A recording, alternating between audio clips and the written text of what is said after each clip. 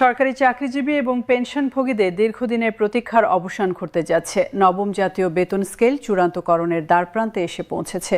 2025 সালের ডিসেম্বর মাসের মাঝামাঝি সময়ে সংশ্লিষ্ট নির্ভরযোগ্য সূত্র থেকে জানা গেছে, জাতীয় বেতন সংস্কার কমিটি তাদের সুপারিশে প্রস্তাবনা চূড়ান্ত পর্যায়ে নিয়ে এসেছে এবং খুব শীঘ্রই তা মন্ত্রিসভায় অনুমোদনের জন্য অর্থ মন্ত্রণালয়ে পাঠানো হতে পারে।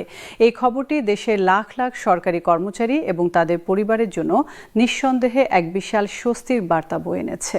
সরকারি কর্মকর্তাদের সঙ্গে আলাপচারিতায় জানা গেছে, অষ্টম বেতন স্কেলের মেয়াদ 2025 সালের জুন মাসে শেষ হওয়ার পরিপ্রেক্ষিতে গঠিত উচ্চ পর্যায়ের এই কমিটি তাদের ওপর অর্পিত দায়িত্ব এবং গবেষণার কাজ প্রায় সম্পন্ন করে ফেলেছে। কমিটি তাদের প্রাথমিক সুপারিশমালায় অষ্টম বেতন স্কেলের তুলনায় গড়ে 15 থেকে 20% বেতন এবং ভাতা বৃদ্ধির প্রস্তাব রেখেছে বলে খবর পাওয়া গেছে। তবে এই শতাংশ সকল গ্রেডের জন্য সমান নাও হতে পারে। কাঠামোগত সংস্কার, নিম্নতম বেতন বৃদ্ধি, বৈষম্য দূরীকরণ এবং বিশেষজ্ঞ ও উচ্চতর গ্রেডগুলোর মেধাবীদের ধরে রাখার জন্য আকর্ষণীয় ব্যবস্থা নিশ্চিত করার উপর ভিত্তি করে বিভিন্ন গ্রেডে বেতন বৃদ্ধির হার ভিন্ন ভিন্ন হতে পারে। বিশেষ করে মহার্ঘ ভাতা, বাসা ভাড়া এবং চিকিৎসা ভাতা বর্তমান বাজার মূল্যের সঙ্গে সামঞ্জস্য রেখে উল্লেখযোগ্যভাবে বৃদ্ধির দাবি এবং সুপারিশ বিবেচনায় রাখা হয়েছে। দীর্ঘদিনের মূল্যস্ফীতির কারণে বর্তমানে যে আর্থিক চাপ তৈরি হয়েছে তা প্রশমনে এই ভাতাগুলো অত্যন্ত গুরুত্বপূর্ণ ভূমিকা পালন করবে বলে আশা করা হচ্ছে। তবে এই নবম বেতন স্কেল বাস্তবায়নের পথে সরকার বেশ কিছু বড় ধরনের চ্যালেঞ্জের সম্মুখীন হচ্ছে, যে কারণে এটি ঘোষণায় কিছুটা সময় লাগছে। সরকারের সামনে প্রধান এবং প্রথম চ্যালেঞ্জ হল দেশের চলমান উচ্চ মুদ্রাস্ফীতি মোকাবিলা করা। বর্তমানে মুদ্রাস্ফীতির হার প্রায় 7 থেকে 8% ঘরে ওঠানামা করছে। এই প্রেক্ষাপটে কর্মচারীদের প্রকৃত ক্রয় ক্ষমতা রক্ষা করা সরকারের জন্য একটি কঠিন পরীক্ষা। বেতন যদি মুদ্রাস্ফীতির হারের চেয়ে কম বা সমান বৃদ্ধি পায়, তবে কর্মচারীদের জীবনমানে কোনো প্রকৃত উন্নতি হবে না। দ্বিতীয় বড় চ্যালেঞ্জটি হলো রাজস্ব ব্যবস্থাপনা। একটি বৃহত্তর বেতন বৃদ্ধি বার্ষিক বাজেটের উপর বিশাল অঙ্কের অতিরিক্ত রাজস্ব চাপ সৃষ্টি করবে। সরকারের বর্তমান রাজস্ব আয় পরিস্থিতির সঙ্গে এই বাড়তি ব্যয়ের ভারসাম্য কিভাবে করা হবে তা অত্যন্ত সতর্কতার সঙ্গে বিবেচনা করতে হচ্ছে নীতি নির্ধারকদের। তৃতীয় চ্যালেঞ্জটি হল সুবিধাবঞ্চিত গ্রেডের কর্মচারীদের ন্যায্য দাবি পূরণ করা। বিশেষ করে 10ম থেকে 20তম গ্রেডের কর্মচারীরা, যারা সরকারি জনবলের সংখ্যাগরিষ্ঠ অংশ, তারা নিজেদের আর্থিক উন্নয়ন এবং বৈষম্য কমানোর জন্য ব্যাপক সংশোধনী দাবি করেছেন। তাদের দীর্ঘদিনের দাবি হল বর্তমান বাজার মূল্য বিবেচনায় নিয়ে ন্যূনতম বেতন 25,000 থেকে 30,000 টাকায় উন্নীত করা হোক। উল্লেখ্য, বর্তমানে 2008 বেতন স্কেল অনুযায়ী সর্বনিম্ন মূল বেতন 8,500 টাকা, যা বর্তমান সময়ে সংসার চালানোর জন্য নিতান্তই অপ্রতুল। চতুর্থ চ্যালেঞ্জ হল বেসরকারি খাতের সঙ্গে সামঞ্জস্য বিধান। সরকারি চাকরিতে মেধাবীদের আকৃষ্ট করতে এবং ধরে রাখতে হলে বেসরকারি খাতের বেতনের সঙ্গে একটি প্রতিযোগিতামূলক কাঠামো তৈরি করা জরুরি। অন্যথায় দক্ষ জনশক্তি সরকারি খাত বিমুখ হতে পারে। পঞ্চম চ্যালেঞ্জ হল পেনশনভোগীদের দাবি।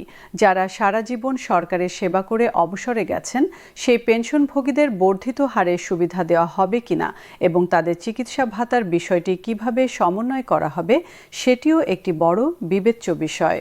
সম্ভাব্য সময়সীমার বিষয়ে সরকারি সূত্রগুলো জানাচ্ছে, মূলত 2025-26 অর্থ বছরের বাজেট ঘোষণার আগেই, অর্থাৎ 2025 সালের জুন মাসের দিকে নতুন স্কেল ঘোষণার পরিকল্পনা ছিল। যদিও নানা অর্থনৈতিক জটিলতায় তা তখন সম্ভব হয়নি। তবে এখন সরকারের লক্ষ্য হল আগামী 2026 সালের 1 জানুয়ারি থেকে নতুন বেতন স্কেল কার্যকর করা। সাধারণত বেতন স্কেলের প্রথা অনুযায়ী প্রস্তাবটি মন্ত্রিসভায় গৃহীত হওয়ার পর তা আনুষ্ঠানিকভাবে রাষ্ট্রপতির আদেশক্রমে গ্যাজেট আকারে প্রকাশিত হবে। তবে পূর্ণ বেতন এবং নতুন হারের বর্ধিত ভাতা সম্ভবত 2026 সালের জুলাই মাস থেকে, অর্থাৎ পরবর্তী অর্থবছরের শুরু থেকে নগদ আকারে পাওয়া যেতে পারে। সেক্ষেত্রে জানুয়ারি থেকে জুন মাসের সময়ের বর্ধিত অংশটুকু এরিয়ার বা বকেয়া হিসেবে সমন্বয় করে দেওয়া হতে পারে।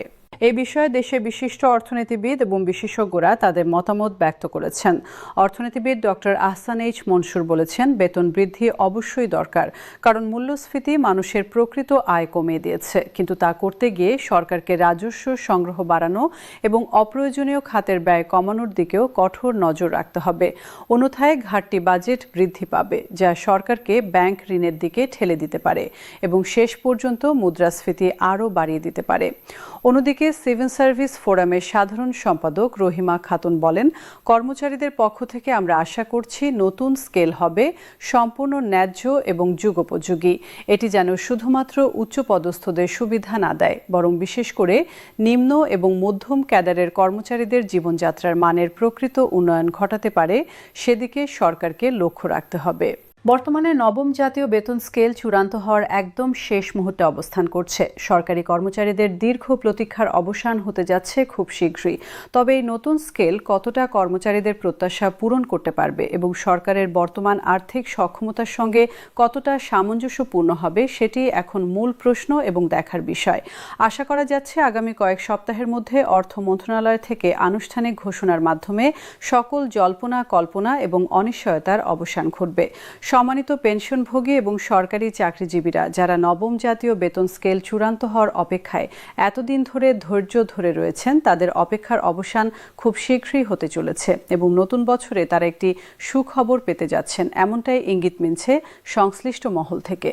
এই নতুন বেতন স্কেল বাস্তবায়িত হলে সরকারি কর্মচারীদের জীবনযাত্রার মানে ইতিবাচক পরিবর্তন আসবে বলে প্রত্যাশা করা হচ্ছে। বিশেষত যারা দীর্ঘদিন ধরে মূল্যস্ফীতির চাপে জীবনযাপন করে আসছেন, তাদের জন্য এটি একটি স্বস্তির বার্তা বয়ে আনবে। সরকার এই বেতন স্কেল প্রণয়নে কর্মচারীদের প্রকৃত অবস্থা এবং বাজার বাস্তবতা বিবেচনায় নিয়েছে বলে জানা যাচ্ছে। আগামী দিনগুলোতে এই বিষয়ে আরও স্পষ্ট তথ্য পাওয়া যাবে এবং কর্মচারীরা তাদের প্রাপ্য সুবিধা সম্পর্কে নিশ্চিত হতে পারবেন। সামগ্রিকভাবে বলা যায়, নবম জাতীয় বেতন স্কেল বাস্তবায়ন দেশের সরকারি প্রশাসনের জন্য একটি গুরুত্বপূর্ণ পদক্ষেপ। এটি কেবল কর্মচারীদের আর্থিক সুবিধা বৃদ্ধি করবে না, বরং তাদের কর্মস্পৃহা এবং উৎপাদনশীলতা বৃদ্ধিতেও সহায়ক হবে। একটি সন্তুষ্ট এবং অনুপ্রাণিত কর্মী বাহিনী দেশের সামগ্রিক উন্নয়নে গুরুত্বপূর্ণ ভূমিকা পালন করবে।